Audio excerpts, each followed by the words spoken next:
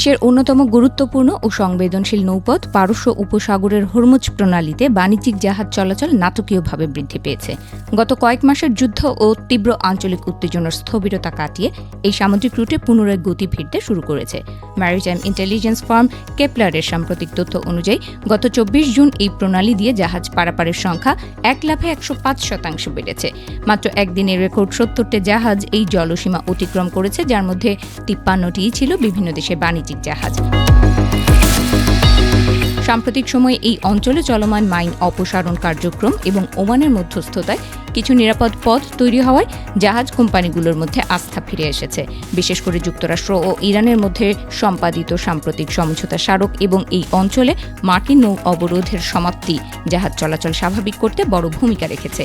আন্তর্জাতিক বাজারের তেলের দামও যুদ্ধ পূর্ববর্তী সময়ের মতো প্রতি ব্যারেল $৭৩ নিচে নেমে এসেছে, যা বিশ্ব অর্থনীতি ও জ্বালানি বাজারে স্থিতিশীলতার আভাস দিচ্ছে।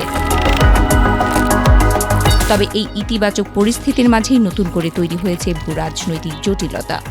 হরমুজ প্রণালী দিয়ে চলাচলের জন্য ওমান আন্তর্জাতিক সামুদ্রিক সংস্থার সঙ্গে সমন্বয় করে একটি নতুন নৌ করিডর বা শিপিং রুট ঘোষণা করার পর থেকেই উত্তেজনার পারদ আবার চড়তে শুরু করেছে। এই নতুন রুট চালুর তীব্র বিরোধিতা করে বাণিজ্যিক জাহাজগুলোকে হুঁশিয়ারি দিয়েছে ইরান। তাদের পক্ষ থেকে সাফ জানিয়ে দেওয়া হয়েছে, তেহরানের পূর্ব অনুমতি ও অনুমোদন ছাড়া হরমুজ প্রণালীতে কোনো বিকল্প বা নতুন রুট ব্যবহার করা যাবে না। ইরানি বাহিনীর দাবি, এই নতুন নৌপথ নির্ধারণের ক্ষেত্রে ওমান বা আন্তর্জাতিক সংস্থাগুলো ইসলামী প্রজাতন্ত্র ইরানের সঙ্গে কোনো ধরনের আলোচনা বা আগাম যোগাযোগ করেনি। এক আনুষ্ঠানিক বিবৃতিতে আইআরজিসি জানিয়েছে, পূর্ব ঘোষণা ছাড়া এই ধরনের একতরফা রুট তৈরি করা আন্তর্জাতিক নিয়মকানুনের পরিপন্থী এবং এটি জলপথে বড় ধরনের নিরাপত্তা ঝুঁকি তৈরি করতে পারে। হরমুজ প্রণালীর একমাত্র বৈধ ট্রানজিট রুট কেবল ইরান সরকার দ্বারাই নির্ধারিত হবে এবং এই জলসীমা দিয়ে চলাচলকারী সমস্ত জাহাজকে সার্বক্ষণিক ইরানি নৌবাহিনীর সঙ্গে যোগাযোগ রাখতে হবে। অন্যদিকে ওমান তাদের এই পদক্ষেপকে সম্পূর্ণ বৈধ বলে দাবি করেছে এবং আন্তর্জাতিক আইন মেনে নিরাপদ নৌ চলাচল নিশ্চিত করতে এই করিডর করা হয়েছে বলে জানিয়েছে। ওমানের পররাষ্ট্রমন্ত্রী বদর আল বুসাইদি এক বিবৃতিতে পুনর্ব্যক্ত করেছেন যে হরমুজ প্রণালীতে মুক্ত জাহাজ চলাচল বজায় রাখতে ওমান তার প্রচেষ্টা চালিয়ে যাবে। একই সঙ্গে তিনি স্পষ্ট করে দিয়েছেন যে এই প্রণালী সংক্রান্ত ভবিষ্যৎ কোনো ব্যবস্থার জন্য বাণিজ্যিক জাহাজগুলোর ওপর অতিরিক্ত কোনো ট্রানজিট ফি বা শুল্ক আরোপ করা হবে না। এই কূটনৈতিক টানাপোড়েনের মধ্যেই গতকাল বৃহস্পতিবার হরমুজ প্রণালীতে জাতিসংঘ সমর্থিত একটি রুটে চলাচলকারী একটি বাণিজ্যিক কার্গো জাহাজে প্রজেক্টাইল বা ক্ষেপণাস্ত্র হামলা চালানো হয়েছে।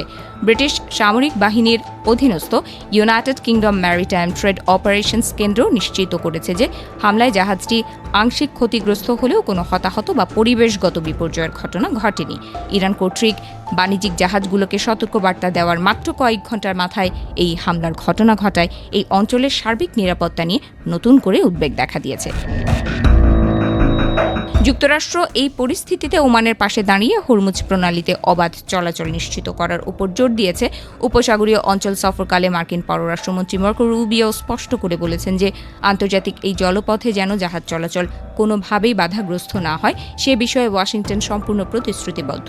যদি কোনো পক্ষ এই পারাপার বন্ধ করার চেষ্টা করে তবে তা বৈশ্বিক বাণিজ্যের জন্য বড় বিপর্যয় ডেকে আনবে। ফলে দৃশ্যত জাহাজ চলাচল বাড়লেও আইআরজিসির হুমকি, অসম্পূর্ণ মাইন অপসারণ এবং নতুন করে জাহাজ হামলার ঘটনা হরমুজ প্রণালীকে এখনও পুরোপুরি ঝুঁকিমুক্ত করতে পারেনি।